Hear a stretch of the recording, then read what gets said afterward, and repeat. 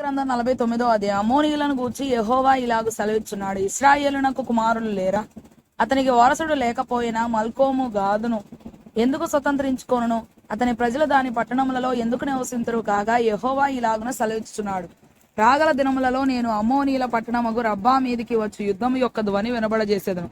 అది పాడు దిబ్బ ఎగును, దాని ఉపపురములు అగ్ని చేత కాల్చబడును, దాని వారసులకు ఇశ్రాయేలీయులు వారసులగుదురని యెహోవా సెలవిచ్చుచున్నాడు. హెష్బోను అంగలాచు, హాయి పాడాయను, మల్కోమును అతని యాజకులను అతని అధిపతులను చెరలోనికి పోవచ్చున్నారు. రబ్బా నివాసినులారా, కేకలు వేయుడి, గోనె పట్ట కట్టుకొనుడి, మీరు అంగలాచి కంచెలలో ఇటువటు తిరుగులాడుడి. విశ్వాసఘాతకురాలా, నా యొద్దకు ఎవడను రాలేడని నీ ధనమునే ఆశ్రయముగా చేసుకొన్నదానా, నీ లోయలో జలములు ప్రవహించుచున్నవని నీవేళ నీ లోయలను గుచ్చి అతిశయించుచున్నావు?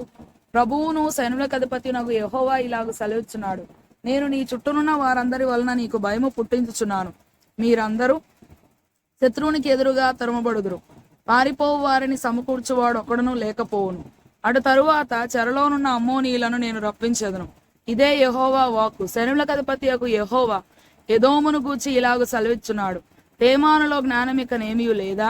వివేకులకు ఇక ఆలోచన లేకపోయినా వారి జ్ఞానము వ్యర్థమాయన. ఏశావును విమర్శించుచు నేను అతనికి కష్టకాలము రప్పించుచున్నాను. దదానీయులారా, పారిపోవుడి, వెనుకకు మల్లుడి, బహులోతున దాగుకొనుడి. ద్రాక్ష పండ్లు ఏరువారు నీ యొద్దకు వచ్చినెడల వారు పరిగెలను విడవరా? రాత్రి దొంగలు వచ్చినెడల తమకు చాలునంత దొరుకు వరకు నష్టము చేయుదురు గదా. నేను ఏశావును దిగంబరినిగా చేయుచున్నాను, అతడు దాగి ఉండకుండునట్లు నేను అతని మరుగు స్థలమును బయలుపరచుచున్నాను. అతని సంతానమును అతని స్వజాతి వారును అతని పొరుగువారును నాశనమగుచున్నారు. అతడును లేకపోవును. అనాథులగు నీ పిల్లలను విడువుము, నేను వారిని సంరక్షించెదను. నీ విధవరాండు నన్ను ఆశ్రయింపవలను. యెహోవా ఇలాగు సెలవిచ్చుచున్నాడు, న్యాయము చేత ఆ పాత్రలోనిది త్రాగును, రానివారు నిశ్చయముగా దానిలోనిది త్రాగుచున్నారే. నీవు మాత్రము బొత్తిగా శిక్ష నొందకపోదువా? శిక్ష తప్పించుకొనక నీవు నిశ్చయముగా త్రాగుదు. బొస్రా పాడుగాను, అపహాస్యాస్పదముగాను, ఎడారిగాను, శాపవచనముగాను ఉండుననియు, దాని పట్టణములన్నీయు ఎన్నటెన్నటికీ పాడుగానుండుననియు నా తోడని ప్రమాణము చేసి ఉన్నానని యెహోవా సెలవిచ్చుచున్నాడు. యెహోవా యొద్ద నుండి నాకు వర్తమానం వచ్చెను, జనముల యొద్దకు దూత పంపబడి ఉన్నాడు. కూడుకొని ఆమె మీదికి రండి, యుద్ధమునకు లేచి రండి. జనములలో అల్పునిగాను మనుషులలో నీచునిగాను నేను నిన్ను చేయుచున్నాను. నీవు భీకరుడవు, కొండ సందులలో నివసించువాడా, పర్వత శిఖరమును స్వాధీనపరచుకొనివాడా, నీ హృదయ గర్వము నిన్ను మోసపుచ్చెను. నీవు పక్షిరాజు వలె నీ గూటిని ఉన్నత స్థలములో కట్టుకొనును, అక్కడ నుండి నిన్ను క్రింద పడద్రోసెదను. ఇదే యెహోవా వాక్కు.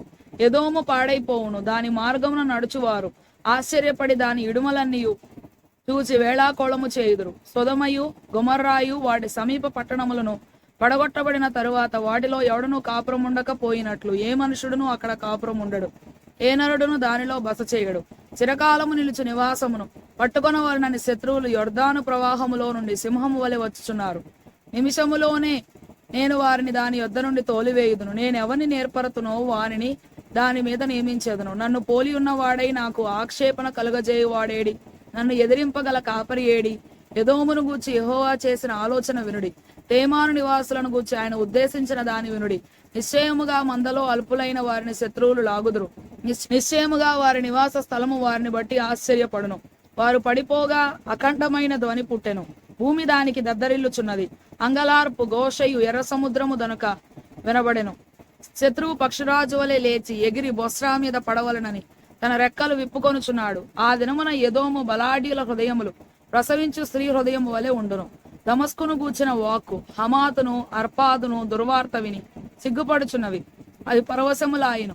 సముద్రం మీద విచారము కలదు, దానికి నెమ్మది లేదు. దమస్కు బలహీనమాయను, పారిపోవాలని అది వెనుక తీయుచున్నది. వణకు దానిని పట్టెను, ప్రసవించు స్త్రీని పట్టునట్లు ప్రయాస వేదనలు దానిని పట్టెను. ప్రసిద్ధి గల పట్టణము బొత్తిగా విడువబడెను, నాకు ఆనందమునిచ్చు పట్టణం బొత్తిగా విడువబడెను. ఆమె యవ్వనులు ఆమె వీధులలో కూలుదురు. ఆ దినమున యోధులందరూ మౌనులై ఉందురు. ఇదే సైన్యములకు అధిపతియగు యెహోవా వాక్కు. నేను దమస్కు ప్రాకారములో అగ్ని రాజబెట్టెదను, అది బెనద్హదు నగరులను కాల్చివేయును. బబులోను రాజైన నెబుకద్రెజరు కొట్టిన కేదారును గూర్చియు హాసోరు రాజ్యములను గూర్చియు యెహోవా సెలవిచ్చిన మాట లేచి కేదారునకు వెల్లుడి. తూర్పు దేశస్థులను దోచుకొనుడి, వారి గుడారములను గొర్రెల మందలను శత్రువులు కొనిపోవుదురు. తెరలను ఉపకరణములను ఒంటలను వారు పట్టుకొందురు.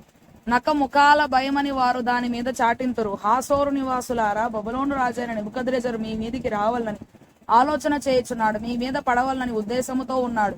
యెహోవా వాక్కు ఇదే, పారిపోవుడి, బహులోతున వెల్లుడి, అగాధ స్థలములలో దాగుడి. మీరు లేచి ఒంటరిగా నివసించుచు, గుమ్మములు పెట్టకయు, గడియలు అమర్చకయు, నిశ్చింతగాను క్షేమముగాను నివసించు జనము మీద పడుడి.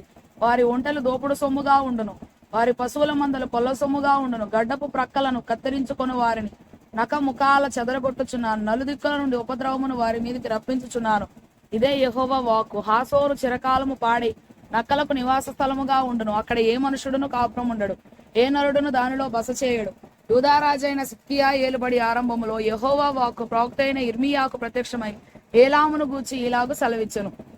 సైన్యములకు అధిపతియగు యెహోవా సెలవిచ్చినదేమనగా, నేను ఏలాము యొక్క బలమునకు ముఖ్యాధారమైన వింటిని విరుచుచున్నాను. నలుదిశల నుండి 4 వాయువులను ఏలాము మీదికి రప్పించి, నలుదిక్కుల నుండి వచ్చు వాయువుల వెంట వారిని చెదరగొట్టుదును. వెలివేయబడిన ఏలాము వారు ప్రవేశింపని దేశం ఏదియునుండదు. మరియు వారి శత్రువుల ఎదుటను, వారి ప్రాణము తీయజూచు వారి ఎదుటను ఏలామును భయపడక చేయుదును. నా కోపాగ్ని చేత కీడును వారి మీదికి నేను రప్పించుదును. వారిని నిర్మూలము చేయు వరకు వారి వెంట ఖడ్గము పంపుచున్నాను. ఇదే యెహోవా వాక్కు. నా సింహాసనమును అచ్చటనే స్థాపించి ఏలాములో నుండి రాజును అధిపతులను నాశనము చేయుదును. ఇదే యెహోవా వాక్కు. అయితే కాలాంతమున చెరపట్టబడిన ఏలాము వారిని నేను మరల రప్పించేదను. ఇదే యెహోవా వాక్కు.